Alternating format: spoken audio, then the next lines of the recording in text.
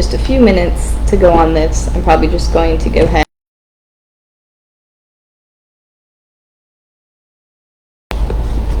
I'll read my quotes, and then we'll go ahead and get right into the reading with the quote providing a little bit of context as usual. So we have a quote by St. Matthew. Alright, so this is saying here, it says, "Behold, a greater than Solomon is here." So we are talking about kings like we have been in the past few days, and just I can't get over the irony and the synchronicity behind the fact that we were talking about King James and just kingship in general, royalty in general, and now we are entering the era of the very first king of Israel, which is Saul. So this is saying here, "Behold, a greater than Solomon is here." It is a little bit off because Solomon does not come till after Saul. So I think he's referring to maybe Jesus or somebody of great status, right? But we can draw the line and draw the relation with the fact that it went Saul, and then we had King David, and then Solomon was the son of David. So Solomon was the third king of Israel after David, being David's son, and he was actually a king that brought a lot of wealth to Israel. So, we can argue that Saul was also a great king, being that he was the first, right? But again, just keeping in mind with that theme and that notion that we are talking about the very first king of Israel here, King Saul. And like we mentioned in the last video, his kingship or his coronation, right, or his election was a little bit anticlimactic. That was the word that I was looking for. It's very anticlimactic, and people weren't really keen on having a Benjamite be a king.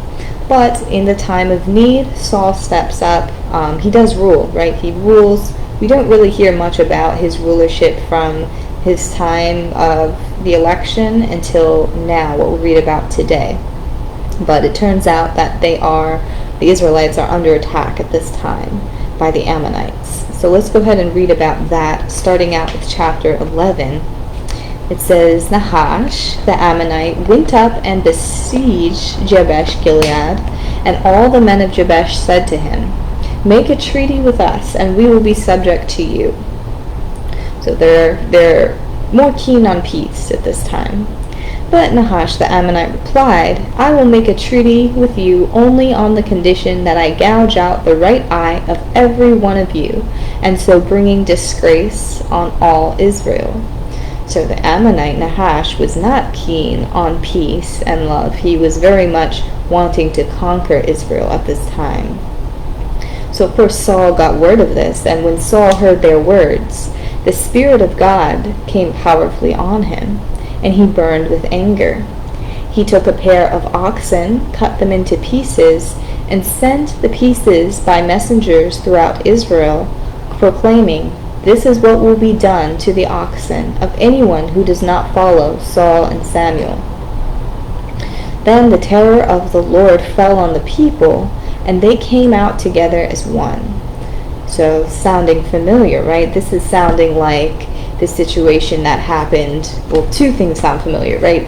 The fact that the Spirit of God is coming upon Saul, much like he came upon Samson, right? That same lingo is used.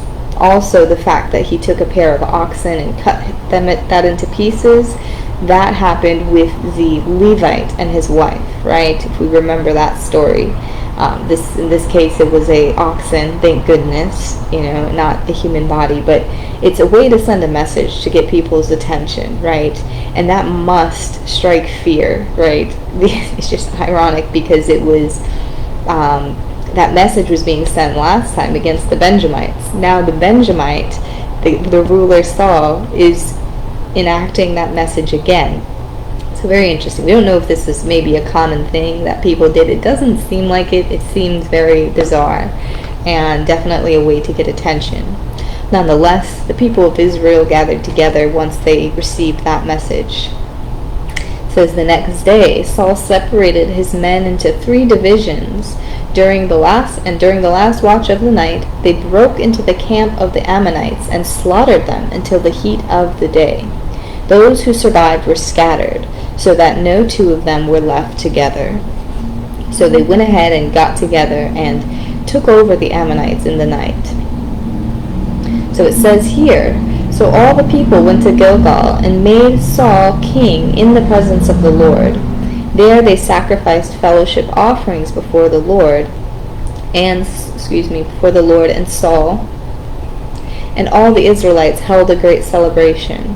So here, I guess, is the official way to say, okay, Saul, you can be our king. Thank you for bringing us together and helping us defeat this section of the Ammonites. So they went ahead and gave him a great celebration. I guess that was a bit overdue.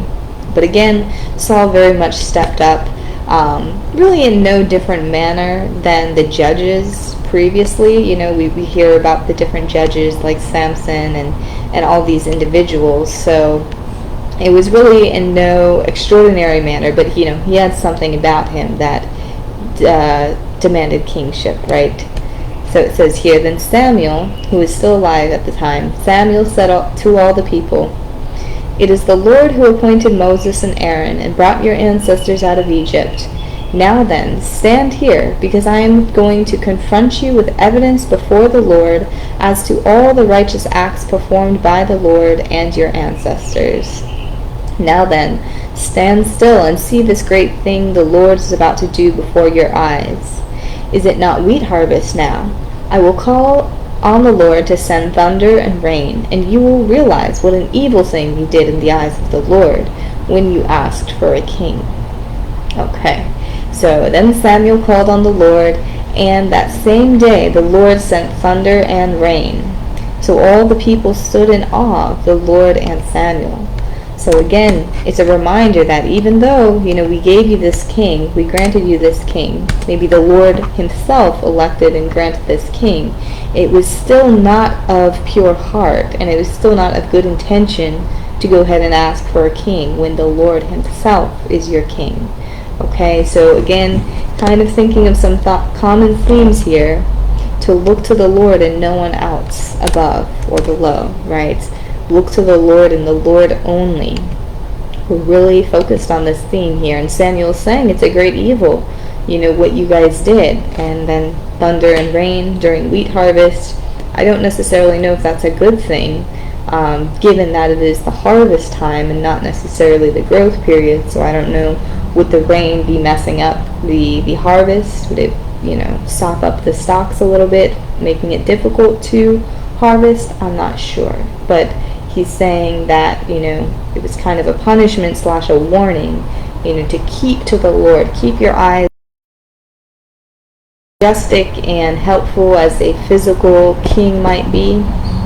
The Lord is really the one who controls whether you win or lose the battle, essentially. So that's that, you guys. And we're keeping with this theme, looking to the Lord above all. So that's all I have to say. I have to get on with my tasks of the day, but I hope you guys have a great Tuesday. Thank you for listening. I'll catch you later.